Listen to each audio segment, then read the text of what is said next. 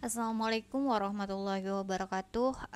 Pada kesempatan kali ini, saya ingin menjelaskan materi pertama pada mata kuliah sumber dan media pembelajaran, yaitu terkait pengertian dan konsep belajar. Ini materi pertama yang akan kita bahas ya.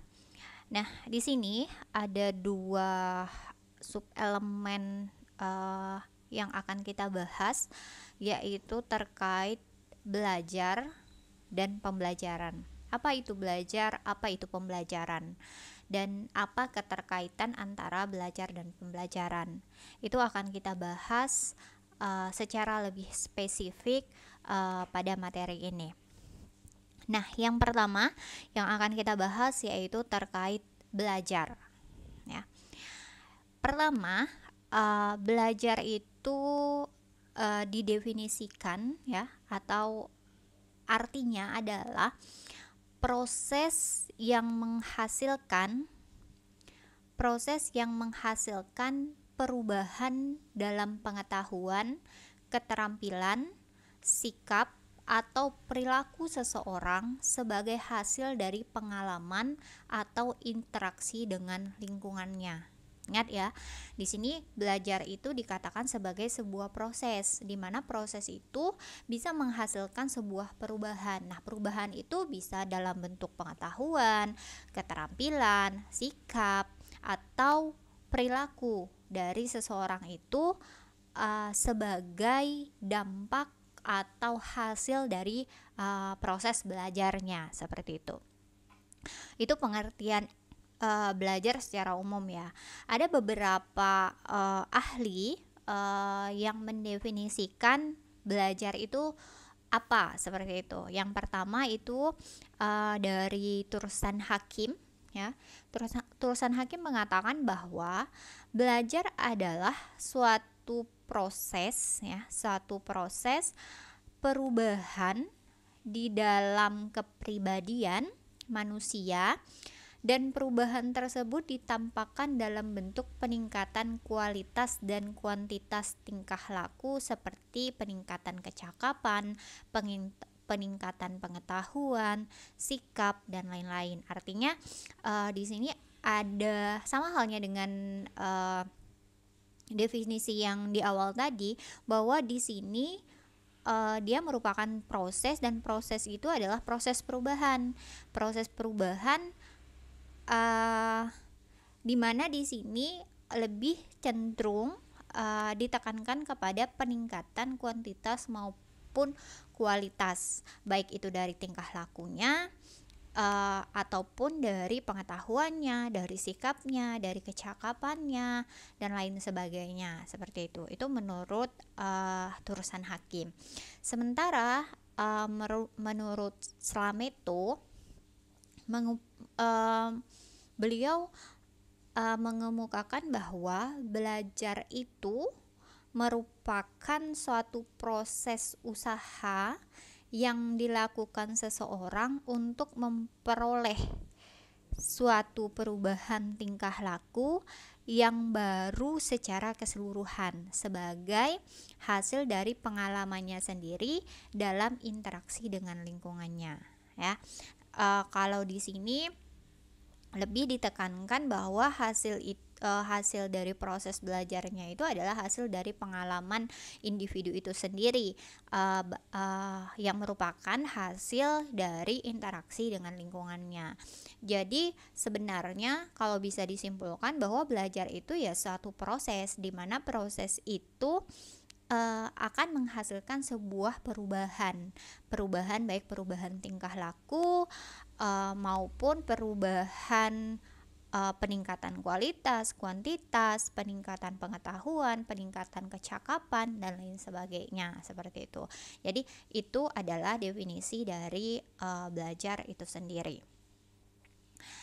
Nah, selanjutnya kita akan bahas mengenai ciri-ciri belajar ya. Nah, ciri-ciri belajar itu yang pertama ya, seseorang itu dikatakan belajar ketika ya Belajar itu harus memungkinkan terjadinya perubahan perilaku pada diri individu. Jadi, ketika terjadi perubahan perilaku terhadap individu itu, baik tadi pengetahuannya, tingkah lakunya, sikapnya, maka dikatakan bahwa dia telah belajar atau melakukan proses belajar seperti itu ya.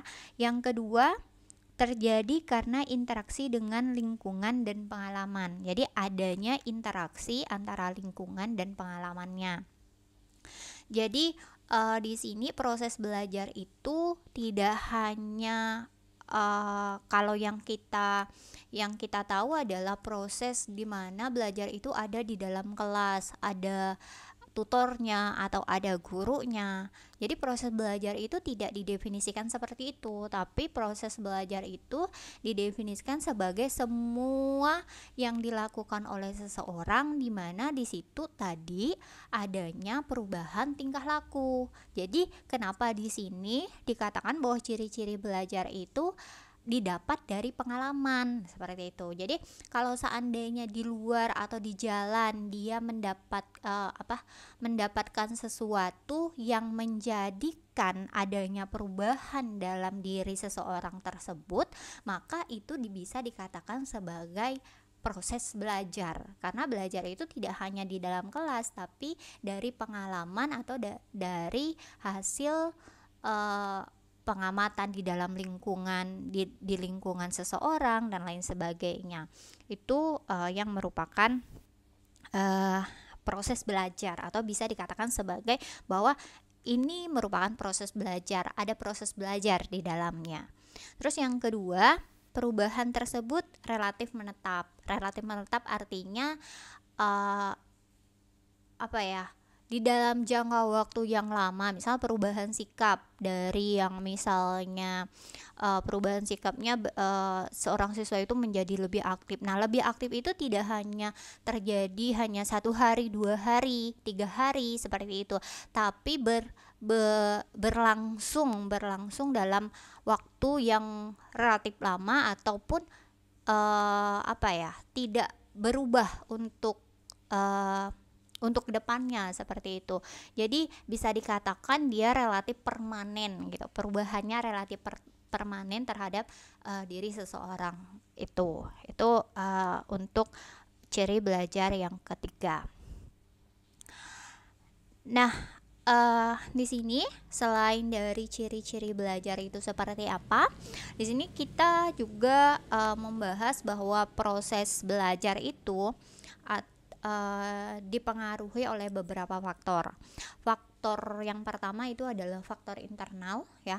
Faktor internal itu seperti motivasi, perhatian, emosi, minat, dan kemampuan intelektual. Itu merupakan faktor internal atau faktor yang berasal dari diri seseorang ya.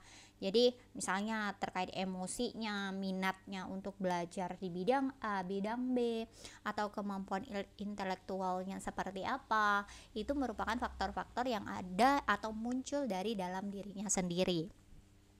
Sementara faktor yang kedua yaitu faktor eksternal. Faktor eksternal itu contohnya seperti lingkungan fisik, sosial, dan budaya ya, serta metode pengajaran yang digunakan. Jadi ya, proses belajar itu juga bisa berpengaruh atau dipengaruhi dari metode pengajaran yang dilakukan. Nah, ini khusus di dalam pembelajaran yang dilakukan di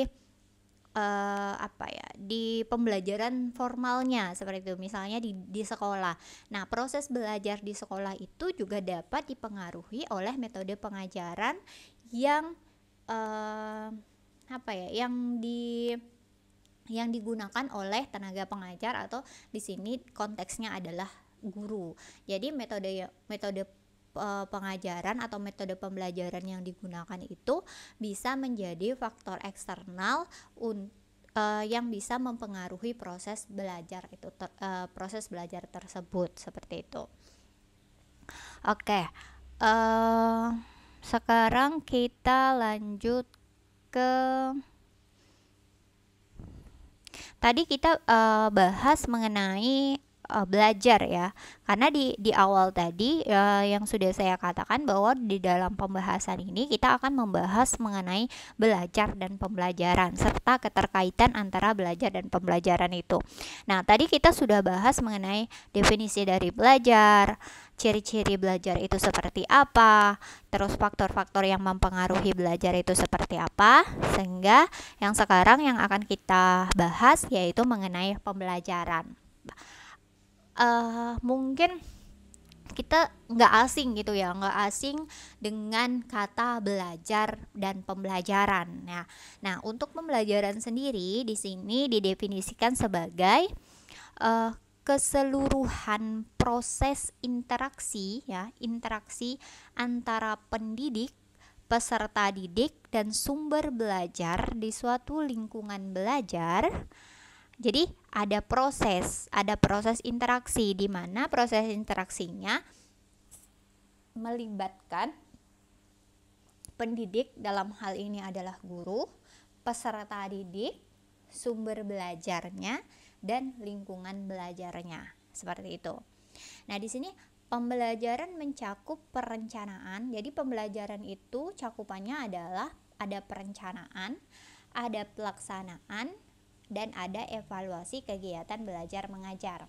Seperti yang kita tahu, kita sebagai atau teman-teman sebagai calon guru mungkin sudah diberikan pemahaman terkait pembuatan rencana pembelajaran ya, atau biasa disebut RPP atau sekarang disebut sebagai modul ajar. Nah, hal tersebut kan merupakan bagian dari perencanaan pembelajaran. Artinya pembelajaran itu sudah direncanakan, ada perencanaannya. Nah, pelaksanaannya itu dilaksanakan sesuai dengan perencanaan yang telah dibuat tadi, sehingga nanti di akhir kita harus mengevaluasi kegiatan belajar mengajar tersebut ya. Di sini dikatakan bahwa pembelajaran itu mencakup adanya strategi, adanya metode, adanya alat yang digunakan untuk mencapai tujuan belajar yang diinginkan. Karena intinya dari proses pembelajaran itu tadi ada sebuah tujuan yang ingin kita capai ya. Ada tujuan yang ingin kita capai, yaitu tujuan pembelajaran ya, atau sekarang mungkin disebut capaian pembelajaran. Ada capaian pembelajaran yang ingin kita tuju di situ, seperti itu ya. Misal kalau dalam pembelajaran matematika terkait misalnya bilangan ya, bilangan bulat, mungkin salah satu tujuannya adalah siswa dapat melakukan operasi penjumlahan dan pengurangan pada bilangan bulat, kan itu adalah tujuannya ya, atau capaian pembelajarannya. Nah, metodenya apa, strateginya apa, dan alat yang digunakan untuk mencapai tujuan itu apa. Nah, itu semua termasuk dalam pembelajaran atau proses pembelajaran, seperti itu. Nah, di dalam Undang-Undang Nomor 20 Tahun 2003 ya, yaitu terkait Sisdiknas, khususnya pada pasal 1 butir 20 dibahas mengenai konsep dasar pembelajaran. Konsep dasar pembelajaran itu seperti apa? Jadi pembelajaran adalah proses interaksi peserta didik dengan pendidik dan sumber belajar pada suatu lingkungan belajar. Jadi di sini dikatakan adanya interaksi peserta didik dengan pendidik dan sumber belajar pada lingkungan belajarnya. Sumber belajarnya apa? Terus lingkungan belajarnya di mana? Oh, di dalam kelas misalnya. Jadi ada proses interaksi antara guru dengan peserta didiknya. Maka kalau misalnya kita tahu dalam pembelajaran itu yang aktif, misalnya yang aktif hanya gurunya menjelaskan tanpa adanya feedback dari peserta didik ya, atau tidak ada umpan baliknya antara guru dan peserta didik, maka kalau dari konsep pembelajaran ini maka itu tidak bisa dikatakan sebagai proses pembelajaran. Karena apa? Karena tidak terbentuk interaksi antara peserta didik dengan pendidiknya, seperti itu. Jadi kalau mau dikatakan dalam satu kelas itu terjadi pembelajaran, makanya harus ada interaksinya. Jadi tidak hanya di sebelah pihak, hanya gurunya saja, tapi harus ada proses interaksi dengan si siswa, dan baik dengan juga dengan sumber belajarnya, terus dengan lingkungan belajarnya, seperti itu. Nah, di sini dikatakan bahwa kita lebih memilih istilah pembelajaran, ya, karena istilah pembelajaran mengacu pada segala kegiatan yang berpengaruh langsung terhadap proses belajar siswa. Ya, di sini dikatakan di sini ada istilah, ya. Kalau dulu mungkin proses belajar mengajar atau pengajaran, seperti itu ya yang biasa kita dengar. Tapi tidak di sini yang lebih ditekankan atau istilah yang digunakan itu adalah pembelajaran.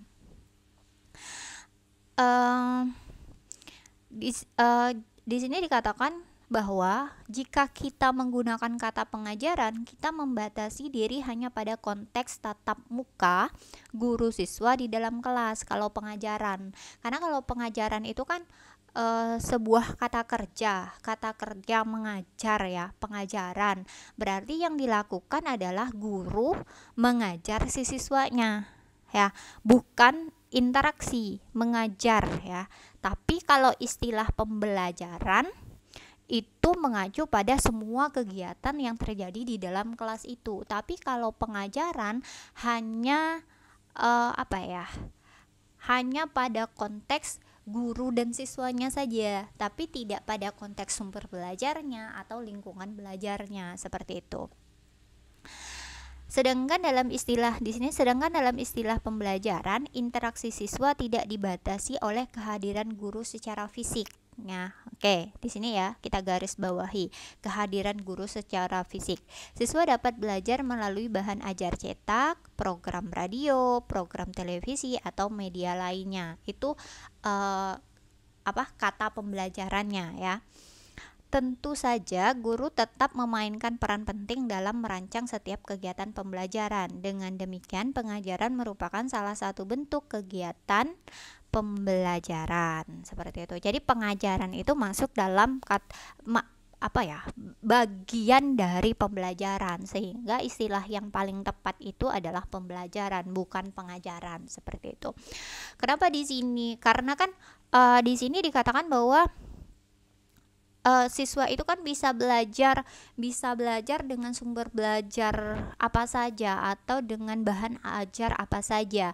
Tapi tentunya di sini tidak mengatakan bahwa kalau dikatakan di sini dibatasi oleh kehadiran guru secara fisik, kan dalam pengertian guru nggak perlu hadir di dalam kelas ya juga nggak apa-apa.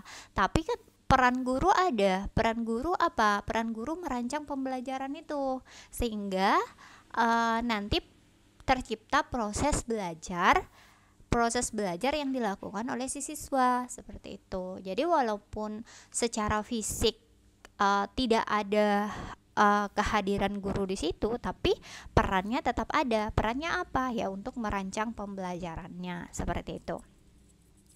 Nah, di sini dikatakan juga bahwa istilah pembelajaran itu merupakan istilah baru yang digunakan untuk menunjukkan kegiatan guru dan siswa. Sebelumnya kita menggunakan istilah proses belajar mengajar dan pengajaran. Istilah pembelajaran merupakan terjemahan dari kata interaction. Menurut Gagne, Briggs, dan Weiger, pembelajaran adalah serangkaian kegiatan yang dirancang untuk memungkinkan terjadinya proses belajar pada siswa.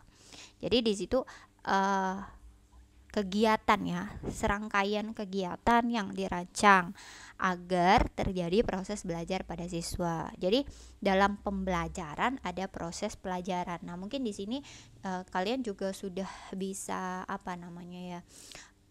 bisa mendapat keterkaitan antara pembelajaran atau antara belajar dan pembelajaran, seperti itu. Itu yang merupakan pendapat dari Gagne, Briggs, dan Wigger pada tahun 1992. Jadi kalau sekarang kalau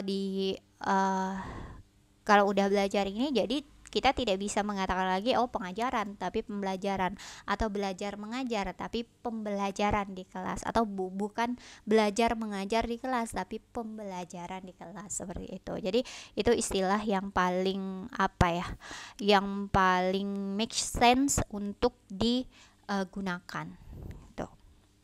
Nah, sekarang selanjutnya yaitu kita bahas mengenai ciri-ciri pembelajaran.